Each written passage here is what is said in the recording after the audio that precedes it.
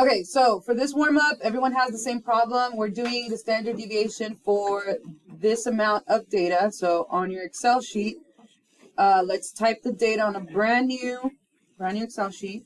Okay, what's the first number? You can split your screen if you want on your tablet. 30. Okay, and then 33. 24.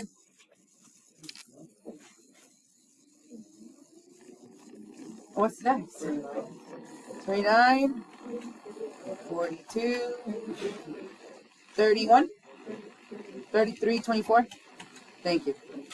So we have 7 numbers in the data set. Yes? All right, follow along because you're about to do this on your own. Okay. What do I do next? How do I find standard deviation? What's the first step? If you need help, it's on the board. Find the mean. Okay. When you're doing this on your own, skip a line, skip a row on your Excel sheet because you don't want it right underneath. Then you're going to get confused with the data. So skip a row and let's find the mean. How do I find the mean on Excel? No, on Excel. Yes, what is the formula? What's another word for mean? Average. Average. You're doing this with me together. Okay? And then how do I tell Excel to find the average of these numbers? You highlight them. Go to 30 and then drag it to 24. Press enter. And we should all get this average. Let me zoom in. Can y'all see?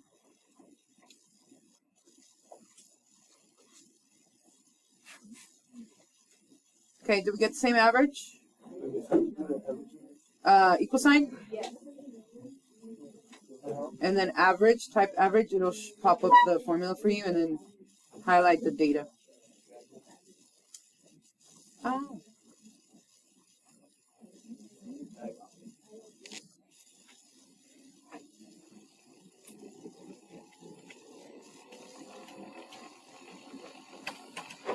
Okay, what's step 2?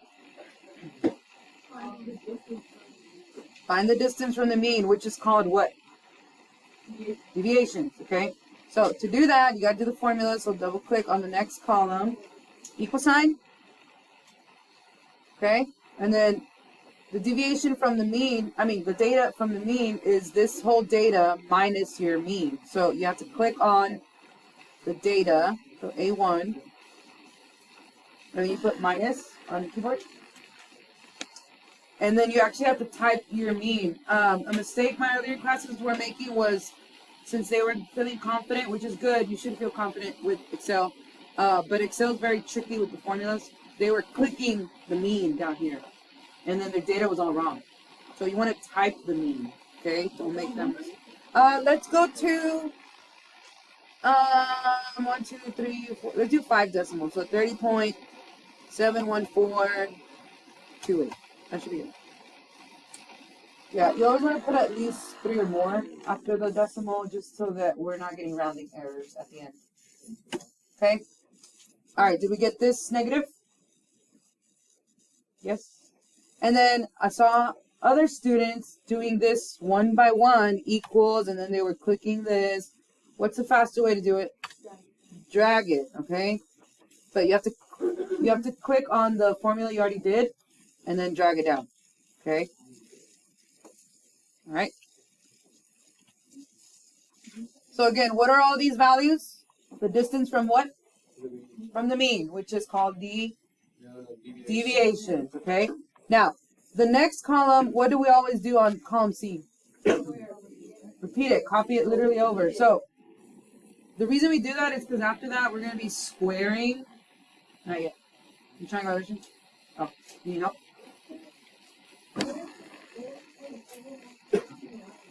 Oh, it's because it's rounding. So my column is probably just wider. See if I make it wider. On your mean, I put 71428.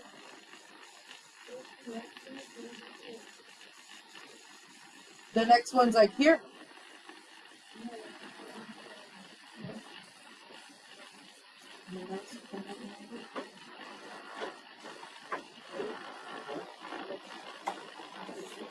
Like on the next one. As long as you have like at least 4 or 5 decimals, like you'll be fine.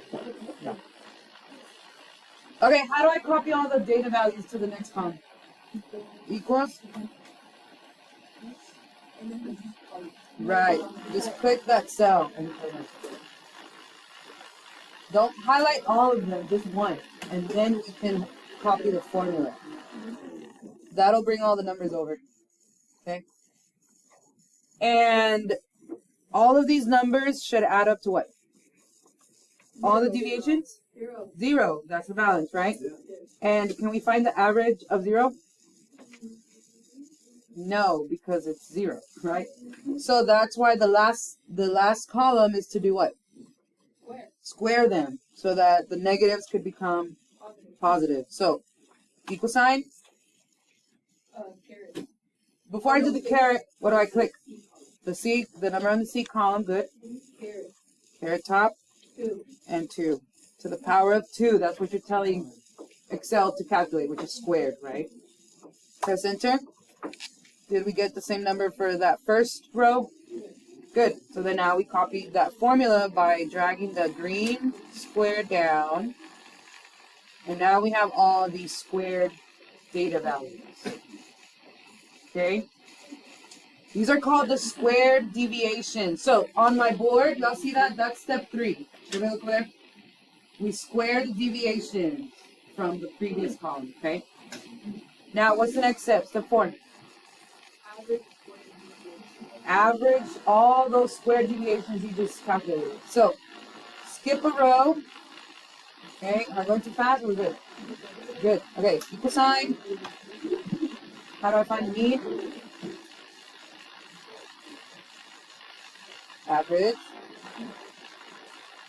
Average all the square deviations. So, click on your D column and highlight all those datas. Press enter to calculate. Okay, did you get the same number? Good, good job.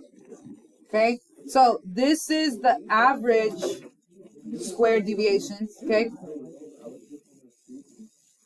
The last step is to undo the squared. What's the formula to undoing squaring? Square rooting. What am I square rooting? The average we just calculated, yes. So right above it, after you do square root, Kelsey, click on that average you just calculated for 33.0612, press enter. And now my standard deviation is equal to what? What am I rounding to? What does delta math say? Hundreds, good. Who's in the hundreds place here? The 4. So then is 4 going to round up or stay the same? Ooh, I heard both.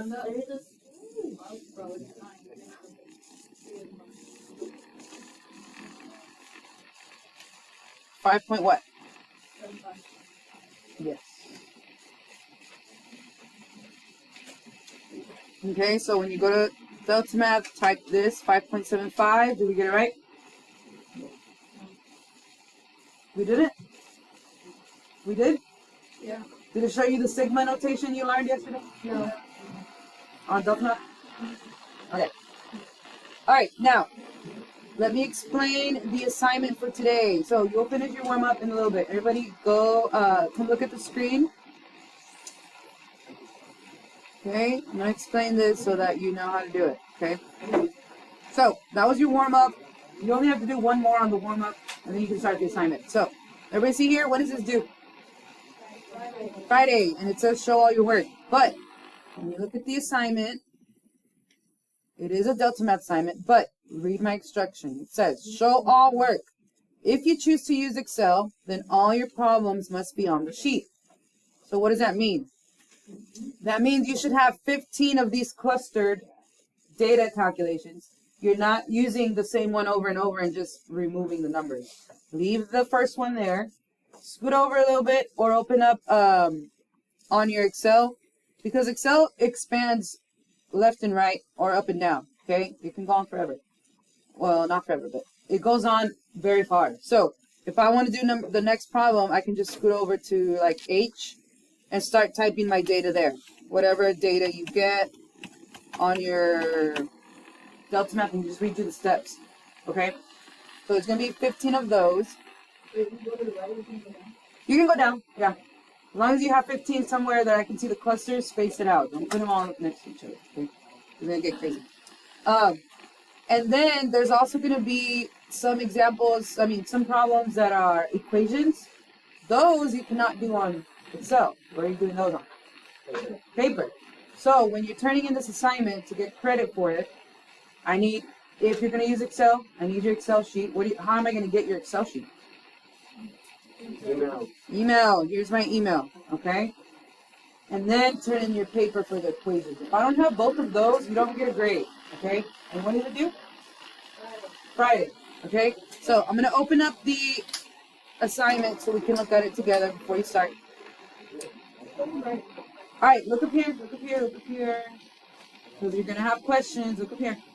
How many standard deviations are you finding? 15, okay? Now, the next part is the calculation part you do on paper. You're not allowed to do these on Desmos. Not at all. You have to do this by hand, okay? Adding and subtracting fractions. You might be asking, why are we doing that? Because the next unit that we're about to start is probability. And probability is all fractions, okay? So you need to get familiar with practice, brush up on those fraction skills, okay? And then you have a few more data problems. Now these, you don't have to show any work because you're just answering the sentence stem, okay? So those are pretty self-explanatory. We've done those for warm-ups. Now the next one is creating a box plot. What did you learn in here? What did we use to create box plots in here? What app? Desmos, yeah. So, am I going to be against you using Desmos to create your box plot and get your answers? No, not for this, because I showed you how to do it. I want you to use that website, okay? Can Desmos give you your Q1 and Q3 and your median? Yes. And then when you're creating the box plot, see how you have to drag the lines? You also learned how to actually get the box plot from Desmos, right? What do you type? Box plot, that's it, okay? So there's 3 of those, okay? And then the last one is the solving equations, okay? These definitely have to be done on paper, not Desmos, okay? Wait, we don't do the If you're going to use Desmos, no. It's mainly the fractions and the equations that I need to see your work on by hand, okay? Now, can you use Desmos to get your factors? Yeah, sure, but you should know, like, multiples of 9 already, right? So, I don't want to see just a fraction and then the answer. I need to see the work, okay? All right. No question? No, it's due Friday. What's due tomorrow, though? Your Netflix paper. So if you want to finish the Netflix paper first and then worry about this later, that's fine with me, okay? All right.